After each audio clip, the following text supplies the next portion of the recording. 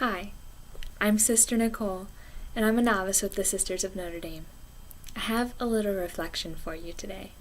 Today, like many others on or near the path of totality of the solar eclipse, I got to witness something amazing.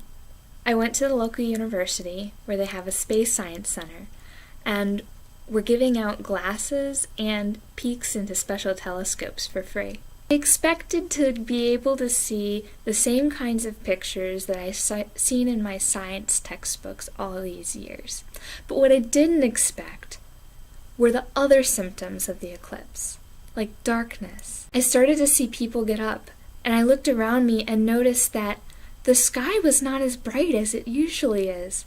The colors are somehow muted or dull. So it didn't exactly get dark. It was almost as if I was looking at the world through sunglasses, which I never use. As I crawled out of my piece of shade, I noticed it had cooled down significantly. I was no longer sweating. For some reason, I didn't realize that with an eclipse, all the functions of the sun, like warmth and light, would also be affected. It wasn't just the change in the image of the sun. Soon after the maximum eclipse, the sky resumed its normal brightness, and it got hotter, and there was sweat dripping down my face again. I became so much more thankful for the gifts of the sun in that moment, after realizing what an eclipse really can do. I realized in this moment that the same is true with God. In my life, when I am watching the darkness of transition, of my insecurities, obscure God, and I'm focused on watching that darkness, I too forget the gift that God is to me.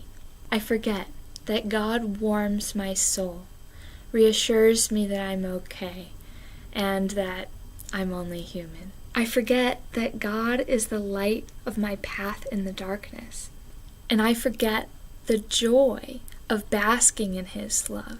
Just as quickly as the darkness of the moon obscures the sun and then reveals it again, so does my darkness pass on. So this solar eclipse has reminded me that the darkness is transient. Try not to focus on the obscurity.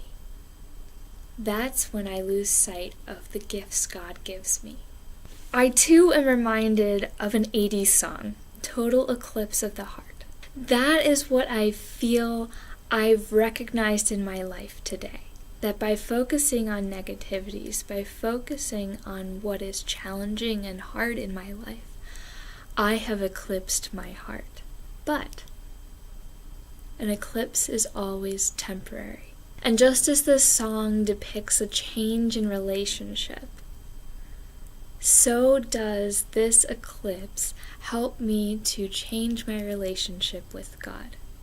What comes to mind is a dance routine from season 8 of So You Think You Can Dance. Melanie and Neil made Total Eclipse of the Heart come alive in a beautiful expression of love.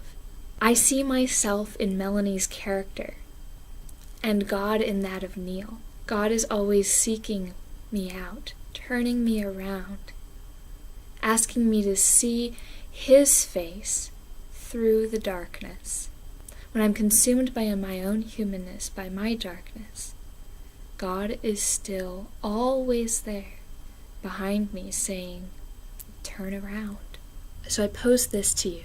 Are you experiencing an eclipse of the heart? What is the darkness that obscures the light of your relationship with God? How is God asking you to turn around? I know I will be taking this to serious prayer in the next few days, and I hope that you will too.